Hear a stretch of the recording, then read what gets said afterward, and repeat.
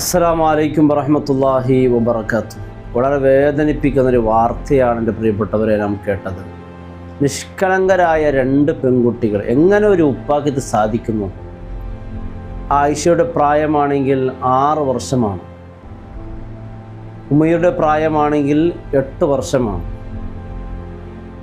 തൻ്റെ ഉപ്പയുടെയും ഉമ്മയുടെ കൂടെ വളരെ സന്തോഷത്തിൽ കഴിഞ്ഞുകൊണ്ടിരിക്കുമ്പോഴാണ് പെട്ടെന്ന് ഉപ്പയുടെ ആ ക്രൂരമായ സ്വഭാവം ആ മക്കൾ കണ്ട് ഞെട്ടുന്നത്. ബുധനാഴ്ച വാപ്പയെ കൂടെ ഈ മക്കൾ നീന്തൽക്കുളത്ത്, അവരുടെ തന്നെ നീന്തൽക്കുളമായ ആ സ്വിമ്മിങ് പൂളിൻ്റെ അടുത്ത് അവർ വളരെ സന്തോഷത്തിലാണ് വാപ്പയെ കൂടെ കഴിയുന്നത്. അവർ സ്വപ്നത്തിൽ പോലും വിചാരിച്ചിട്ടില്ല ഇങ്ങനൊന്നും സംഭവിക്കാൻ പോകുമെന്ന്. പെട്ടെന്നാണ് ഉപ്പയുടെ ആ ക്രൂരമായ അസാറുദ്ദീൻ എന്ന് പറയുന്ന നല്ല സാമ്പത്തിക കഴിവുള്ള 2 മക്കളെയും കുടുംബത്തൊക്കെ നന്നായി നോക്കാൻ സാമ്പത്തികമെല്ലാം കഴിവുള്ള ഒരു പിതാവാണ് പെട്ടെന്ന് പൊട്ടിത്തെറിക്കുന്നതും ആ 2 പൊന്നു മക്കളെയും അതുപോലെ തൻ്റെ ജീവൻ്റെ പകുതിയായ ആ പൊന്നു ഭാര്യയെയും ഇല്ലായ്മ ചെയ്തപ്പോൾ പറഞ്ഞത് അവർ കാല് തെറ്റി കുളത്തിൽ വീണ് മരണപ്പെട്ടു പോയി എന്നാണ്. പിന്നെ കാര്യമായ പരിശോധനത്തിലാണ് മനസ്സിലായത് ഇത് കരുതിക്കൂട്ടി ഈ ഉപ്പ ചെയ്തതാണ് എന്നാണ്. ഇതിൻ്റെ കാരണമാണ് വല്ലാത്ത വേദനിപ്പിക്കുന്നത്. മുത്തായ റസൂലിൻ്റെ ഉമ്മത്തായ ഒരു മനുഷ്യൻ അസാറുദ്ദീൻ എന്ന് പറയുമ്പോൾ ഒരു മുസ്ലിമായ ഒരു മനുഷ്യൻ, അത്യാവശ്യം മതബോധമൊക്കെയുള്ളൊരു മനുഷ്യനിക്ക് ഇതെങ്ങനെ സാധിച്ചു? അതും ഈ പരിശുദ്ധമായ ഖുർആൻ്റെ ആയത്തുകളും ഹദീസുകളും നിലനിൽക്കുന്ന ഈ ഒരു സാഹചര്യത്തിൽ തന്നെ അള്ളാഹു നൽകുന്ന പെൺമക്കളെന്ന് പറയുന്നത് അത് അള്ളാഹു നൽകുന്ന വലിയ നിധിയാണ്. കാരണം പെൺമക്കളെക്കുറിച്ച് ഹദീസ് ആയത്ത് പഠിച്ചപ്പോൾ സ്വഹാബത്ത് ആവേശം കൊണ്ട് ഒരു പെൺകുഞ്ഞെങ്കിലും ഈ ഭാഗ്യം കിട്ടുമോ എന്ന് ചോദിച്ചു. അള്ളാഹുവിൻ്റെ റസൂൽ പറഞ്ഞത് മൻ ആല ജാരിയത്തിന്, 2 പെൺകുട്ടികൾ അല്ലേ, ആ പെൺകുട്ടികളെ നന്നായി പോറ്റി, ആ പെൺകുട്ടികളെ സ്നേഹത്തോടും ഉത്തരവാദിത്തോടു കൂടി പോറ്റി വളർത്തി വലുതാക്കിയാൽ ജാ യൗമുൽ ഖിയാമത്ത് ദിവസം അവർ 2 വിരലുകളെ ചൂണ്ടിക്കാണിച്ച് ഇതുപോലെ എൻ്റെ കൂടെയായിരിക്കും. വല്ലമ്മ അസ്വാബിഅഹു, തൻ്റെ 2 വിരലുകളെ ചൂണ്ടിക്കാണിച്ചു കൊണ്ട് പറഞ്ഞു നാളെ പരലോകത്ത് ഞാനും അവനും ഇതുപോലെ അത്രയും തൊട്ടടുത്തായിരിക്കുമെന്നാണ് പറഞ്ഞത്. ആ പുണ്യമേറിയ സ്വർഗം തൻ്റെ കയ്യിലുണ്ടായിട്ട് പോലും അതിന് വലിച്ചെറിഞ്ഞ അസാറുദ്ദീൻ. സുബ്ഹാനല്ലാഹ്. ആ പൊന്നുമക്കൾ, ഇവരുടെ വിവാഹം എന്ന് പറയുന്നത് തന്നെ പ്രണയം വിവാഹമായിരുന്നു. ആദ്യം ജീവിതം വലിയ സന്തോഷത്തിലാണ് അവർ കഴിച്ചു കൂട്ടിയത്. പ്രണയം വിവാഹമാകുമ്പോൾ പിന്നെ അതിനൊരു പ്രത്യേകത ഉണ്ടാകുമല്ലോ. അവരെ സ്നേഹം കണ്ട് ആരും കൊതിച്ചു പോകുന്ന രീതിയിലായിരുന്നു അവരുടെ ആദ്യത്തെ ജീവിതമൊക്കെ. വലിയ സന്തോഷത്തിൽ കഴിഞ്ഞ് ആദ്യം ഫർഹത്ത് ഗർഭിണിയാവുകയാണ്. ഗർഭിണിയായപ്പോൾ പ്രസവിക്കുമ്പോൾ ആദ്യത്തെ കുഞ്ഞായ ഉമൈറ പെൺകുഞ്ഞാണെന്നറിഞ്ഞപ്പോൾ വലിയ സങ്കടമായി അസാറുദ്ദീൻ. എന്നാലും ക്ഷമിച്ച് മുന്നോട്ട് പോയി. വീണ്ടും ഭാര്യ ഗർഭിണിയാകുന്നു. അതിൽ ജനിക്കുന്നത് ആയിഷ എന്ന് പറയുന്ന ഒരു പെൺകുട്ടിയാണ്. 2 പെൺകുട്ടിയായതോടുകൂടി വല്ലാത്ത സങ്കടമായി. കാരണം ആൺമക്കളെ നിനക്ക് തരാൻ കഴിയുന്നില്ലല്ലോ എനിക്ക് എന്ന രീതിയിലുള്ള വഴക്ക് തുടങ്ങി. ആരാണ് ഈ ആൺമക്കൾ പെൺമക്കൾ തരുന്നത്? ഭാര്യയാണോ? വിശുദ്ധ ഖുർആനിൽ അല്ലാഹു പറയുന്നു ലില്ലാഹി മുൽഖുസ് സമാവാതി വൽ അർദ്, ആകാശഭൂമികളുടെ മുൽക്ക്, അധികാരം അത് അള്ളാഹുവിന് വേണ്ടിയാണ്. യഖ്ലുഖു മാ യശാ, അവൻ ഉദ്ദേശിക്കുന്നവൻ അവൻ സൃഷ്ടിക്കുകയാണ്. യഹബു ലിമൻ യശാഉ ഇനാസൻ, ചില ആളുകൾക്ക് അള്ളാഹു പെൺകുഞ്ഞുങ്ങളെ തരുന്നു. വയഹബു ലിമൻ യശാഉ ദുക്കൂറൻ, ചില ആളുകൾക്ക് അള്ളാഹു ആൺമക്കളെ തരുന്നു. പെൺകുഞ്ഞെന്ന് പറയുന്നത് വലിയ അനുഗ്രഹമാണ്, ബർക്കത്താണ്. ആൺകുഞ്ഞുങ്ങൾ അനുഗ്രഹമാണ്. അനുഗ്രഹങ്ങൾ എപ്പോഴും ചോദ്യം ചെയ്യപ്പെടും പരലോകത്ത്. വീടിനും സമ്പത്തിനും നമ്മുടെ ജീവിതത്തിന് വലിയ ഐശ്വര്യം എന്നുള്ളത് നമ്മുടെ പെൺമക്കളാണ്. പെൺമക്കളിൽ നിന്ന് കിട്ടുന്ന ആ സ്നേഹം, ആ ഒരു പരിഗണന വീട്ടിൽ ആൺമക്കളെന്ന് തൻ്റെ പിതാവിന് ഒരിക്കലും പ്രതീക്ഷിക്കാൻ പറ്റൂല. പെൺമക്കൾക്ക് പ്രത്യേകമായൊരു ബന്ധമാണ് വാപ്പയോട്. പ്രത്യേകിച്ച് അതും ആ നീന്തൽ കുളത്തിൽ ഉപ്പയോടും സ്നേഹത്തോടും, ഉപ്പയുടെ ഇത് അഭിനയമാണ് എന്ന് ആ മക്കൾ ഒരിക്കലും ധരിച്ചില്ല. ആ ഉപ്പയുടെ മടിത്തട്ടിൽ കിടന്ന തൻ്റെ സ്വന്തം ചോരയായ, അതും ഫർഹത്ത് ഗർഭിണിയാണ്. ഈ ഒരു ഫർഹത്തിനെയും മക്കളെ ഇല്ലാതാക്കാനുള്ള ഏറ്റവും വലിയ പ്രധാനപ്പെട്ട കാരണം ഫർഹത്ത് വീണ്ടും മൂന്നാമത്തൊരു ഗർഭിണിയാണ്. മൂന്നാമത്തെ ഗർഭിണിയാകുമ്പോൾ ആ ഫർഹത്ത് ഇന്നെങ്കിലും ഒരു ആൺകുഞ്ഞിനെ തരുന്ന അസാറുദ്ദീൻ്റെ പ്രതീക്ഷ. പക്ഷേ പരിശോധനത്തിൽ മനസ്സിലായി ഇതും പെൺകുഞ്ഞാണ് എന്നാണ്. അപ്പോൾ വാശി തുടങ്ങി ഗർഭഛിദ്രത നടത്തണമെന്ന്. തൻ്റെ ചോരക്കുഞ്ഞിനെ ഗർഭഛിദ്രം നടത്തണമെന്ന് പറയുമ്പോൾ ഒരു ഉമ്മാക്കത് സഹിക്കില്ല. അത് ഉമ്മാക്ക് താങ്ങാൻ പറ്റൂല. തൻ്റെ ഭർത്താവിനേക്കാൾ ഏറ്റവും പുണ്യം അവർ വലിയതായിട്ട് തൻ്റെ മക്കളെയാണ് കാണുന്നത്.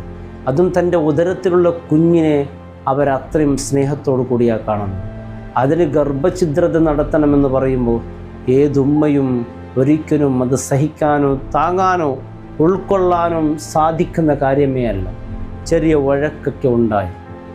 തൻ്റെ ഗർഭശിശുവിന് വേണ്ടി ആ ഉമ്മ തൻ്റെ ജീവിതം തന്നെ സമർപ്പിച്ചു. അള്ളാഹു ഷഹീദിൻ്റെ പ്രതിഫലം അള്ളാഹു നൽകട്ടെ. ഇതെങ്ങനെയെങ്കിലും ഇല്ലാതെയാക്കാൻ വേണ്ടിയുള്ള ഒരുപാട് പ്ലാൻ ചെയ്ത അസാറുദ്ദീൻ അവസാനം തൻ്റെ ഉടമസ്ഥയിലുള്ള നീന്തൽ കുളത്തിൽ കൊണ്ടുപോയി ആ മക്കളെയും ആ ജീവൻ്റെ പകുതിയായ പുന്നുപാരയും ആ കുളത്തിലിട്ട് നശിപ്പിക്കുകയാണ്. എന്നിട്ട് കാത്തിട്ട് വീണി എന്നുള്ള ഒരു വാർത്തയും പ്രചരിപ്പിക്കുന്നു. സുബ്ഹാനല്ലാഹ്, ഒരു മനുഷ്യനായവനിക്ക് ഇത് സാധിക്കുമോ? എത്ര വഴക്കിട്ടാലും ഭാര്യ എത്ര മോശം പറഞ്ഞാലും എന്തു പറഞ്ഞാലും ആ നിഷ്കളങ്കമായ പുഞ്ചിരിമായാത്ത ആ പൊന്നുമോളായ ആയിഷയുടെ മുഖം നോക്കുമെങ്കിലും, ആ ഉമൈർ എന്ന് പറയുന്ന പൊന്നുമോളുടെ മുഖം നോക്കുമെങ്കിലും ആ ക്രൂരനായ ആ മനുഷ്യനിക്ക് ഒരിത്തിരി കരുണ വന്നില്ലല്ലോ. കരുണ കാണിക്കാത്തവരോട് അള്ളാഹുവിൻ്റെ കരുണ ഒരിക്കലും പ്രതീക്ഷിക്കേണ്ടതില്ല. തൻ്റെ കയ്യിൽ അള്ളാഹു നൽകിയ സ്വർഗം, 2 പെൺമക്കളെ പോറ്റി വളർത്തിയാൽ അവനിക്ക് സ്വർഗം നിർബന്ധമാണ്. ആ പെൺമക്കൾ നിൻ്റെ നരകത്തിലേക്കുള്ള സിത്റാണ്, മരയാണ് എന്ന് മുത്തായ റസൂൽ പഠിപ്പിച്ചു. സ്വർഗം അള്ളാഹു കയ്യിൽ തന്നു. ആ സ്വർഗത്തെ തന്നെ വേണ്ട എന്ന് വലിച്ചെറിഞ്ഞു കുളത്തിലേക്ക്. യാ അള്ളാഹു മക്കളില്ലാത്തവർ എത്ര ആളുണ്ടെന്നറിയോ? ഒരു കുഞ്ഞിനെ കാണാൻ വേണ്ടി, ഒരു പെൺകുഞ്ഞിക്ക് വേണ്ടി നിരന്തരമായി പ്രാർത്ഥിക്കുന്നവർ. പെൺകുഞ്ഞ് വീടിൻ്റെ ഐശ്വര്യമാണ് അല്ലേ? 10 മക്കളും പെണ്ണാണ്, ഒരു കുട്ടിയാണാണ്. ആ ഉമ്മ പറഞ്ഞത്, അല്ലാ ഈ 11ാമത്തെ കുഞ്ഞിനെ ഒന്ന് പെണ്ണാക്കിയിരുന്നെങ്കിൽ എത്ര നന്നായിരുന്നു. കാരണം ആ 11ാമത്തെ ജനിച്ച കുഞ്ഞ് മയക്കുമരുന്നിൻ്റെയും ലഹരിയുടെയും അടിമയായി ആ കുടുംബത്തിന് തന്നെ മോശപ്പേരുണ്ടാക്കി. അപ്പോൾ ഉമ്മയുടെ പ്രാർത്ഥന എങ്ങനെയായിരുന്നു? അല്ലാ ഈ കുഞ്ഞിനെ നീ പെണ്ണാക്കിയിരുന്നുവെങ്കിലോ.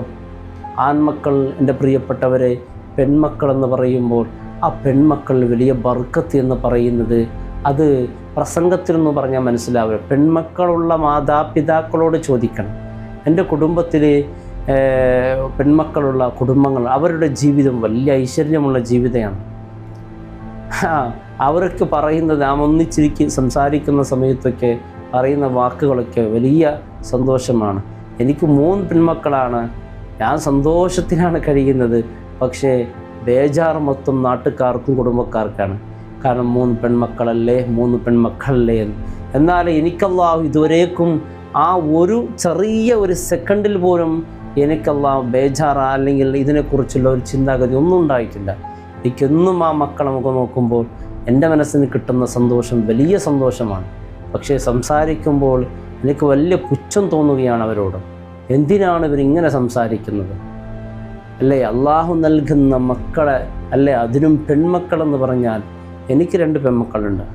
എനിക്ക് ആ മക്കളെ അരികിലിരിക്കുമ്പോൾ എന്തോ ഒരു സന്തോഷം എന്നറിയോ? അത് അനുഭവിച്ചവർക്കേ അറിയൂ. അത് ആസ്വദിക്കുമ്പോഴേ അതിൻ്റെ സന്തോഷം അറിയുകയുള്ളൂ. അള്ളാഹു നമ്മുടെ മക്കൾക്ക് ആഫിയത്തും ആരോഗ്യം നൽകട്ടെ. ആ പൊന്നുമോള് ഉമീറാക്കും അതുപോലെ പൊന്നുമോള് ആയിഷാക്കും അള്ളാഹു ജന്നാത്തിൽ ഫിർദൗസിൽ ഉമ്മയെ കൂടെ ഫർഹത്ത് എന്ന പ്രിയപ്പെട്ട ഉമ്മയെ കൂടെ സന്തോഷത്തിൽ കഴിയാൻ അള്ളാഹു തൗഫീഖ് നൽകട്ടെ. പ്രിയമുള്ളവരെ, അള്ളാഹു തന്ന പെൺമക്കളെ ഓർത്ത് ദുഃഖിച്ച് കഴിയുന്നവരെ പ്രത്യേകം നാം മനസ്സിലാക്കേണ്ടത് ലാ നസ്അലുക റിസ്ക നഹ്നു നർസുഖുക എന്നാണ് വിശുദ്ധ ഖുർആനിൽ പറയുന്നത്. ഞാൻ നിങ്ങളോട് റിസ്ക്കിനെ ചോദിക്കുന്നില്ല, നഹ്നു നർസുഖുക, നിങ്ങൾക്ക് റിസ്ക് നൽകുന്നത് ഞാനാണ്. നിങ്ങൾക്കും നിങ്ങളുടെ മക്കൾക്കും നിങ്ങളുടെ കുടുംബത്തിനും എല്ലാം റിസ്ക് നൽകുന്നത് ഞാനാണ്. റിസ്ക്കിൻ്റെ കാര്യത്തിൽ ബേജാറായിക്കൊണ്ട് പെൺമക്കളെ, അതും ജാഹിലിയ കാലം മടങ്ങിയോ എന്ന് തോന്നിപ്പോയി അസാറുദ്ദീൻ്റെ ഈ വാർത്ത കേൾക്കുമ്പോൾ. പണ്ട് ജാഹിലിയ കാലത്ത് ഇങ്ങനെ ഉണ്ടായിരുന്നു, പെൺകുഞ്ഞാണെന്ന് പറഞ്ഞാൽ കൊഴിച്ചു മൂടുന്നൊരു കാലഘട്ടമുണ്ടായിരുന്നു. ആ സമയത്താണ് അള്ളാഹുവിൻ്റെ ഹബീബ് സല്ലല്ലാഹു അലൈഹി വസല്ലം തങ്ങൾ വരുന്നത്. ഒത്തായ ഹബീബ് സല്ലല്ലാഹു അലൈഹി വസല്ലം തങ്ങൾ പെൺകുഞ്ഞെന്താണ്, അതിൻ്റെ മഹത്വം എന്താണെന്ന് പഠിപ്പിച്ചത്. ഒരു 2 പെൺകുഞ്ഞ് കിട്ടാൻ എത്രയാൾ ആഗ്രഹിച്ചെന്നറിയോ? ഈ ഹദീസിൻ്റെ മഹത്വം കേട്ടിട്ട്. 2 പെണ്ണുമക്കളാണെങ്കിൽ അവൻ റസൂലിൻ്റെ കൂടെയാണ് അവനക്കൊരു സീറ്റ് കിട്ടുക എന്ന് പറഞ്ഞാൽ ആരാണ് ആഗ്രഹിച്ചു പോകാതിരിക്കുക? ഒത്തായ ഹബീബിൻ്റെ കൂടെ നമുക്ക് സ്വർഗത്തിൽ താമസിക്കാനൊരു അവസരം കിട്ടുകയാണെങ്കിൽ എത്ര ഉയർന്ന തട്ടിലായിരിക്കും സ്വർഗത്തിൻ്റെ, ഏത് നിലയിലായിരിക്കും?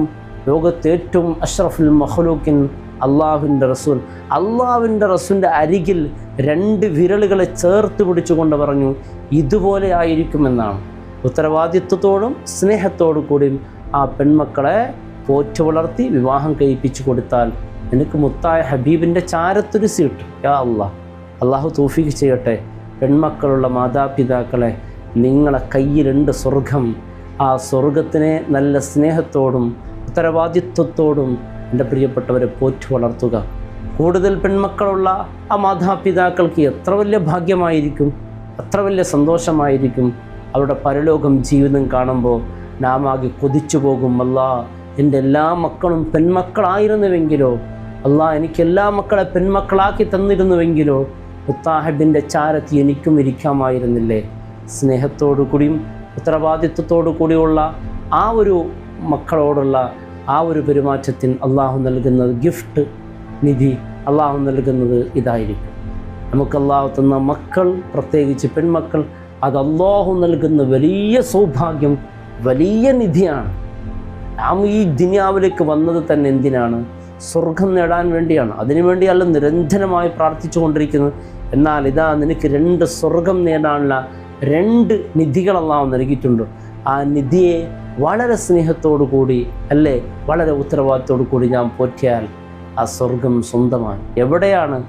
എവിടെയാണ് സ്വർഗത്തിലെത്തിയാൽ പോരോ? മുത്തായ ഹബീബിൻ്റെ കൂടെ അരികിലിരിക്കാനൊരു തൗഫീക്ക് കിട്ടണ്ടേ? ആ ഒരു നിയ്യത്തോടു കൂടി നിൻ്റെ പെൺമക്കളെ നീ പോറ്റി വളർത്തിയാൽ നീ രക്ഷപ്പെട്ടു. അല്ലാഹു റബ്ബ് സുബ്ഹാനഹു വ തആല തൗഫീക്ക് നൽകട്ടെ. ഈ ഒരു സംഭവം തെലങ്കാനയിലാണ് നടക്കുന്നത്. സുബ്ഹാനല്ലാഹ്, കമ്മത്ത് എന്ന് പറയുന്ന സ്ഥലത്ത് എൻ്റെ പ്രിയപ്പെട്ടവരെ, നമുക്ക് കേട്ട വാർത്ത വല്ലാത്ത ഞെട്ടിപ്പിക്കുന്നതാണ്. അല്ലാഹു റബ്ബ് സുബ്ഹാനഹു വ തആല ആ 3 പേർക്കും, ഉമ്മാക്കും 2 പൊന്നുമക്കൾക്കും സ്വർഗത്തിൽ സന്തോഷത്തോടു കൂടി കഴിയാനുള്ള തൗഫീക്ക് അല്ലാഹു നൽകട്ടെ. അതുപോലെ അസറുദ്ദീൻ അല്ലാഹു അർഹമായ ശിക്ഷയും നൽകട്ടെ. അസ്സലാമു അലൈക്കും വറഹ്മത്തുള്ളാഹി വബറകാതുഹു.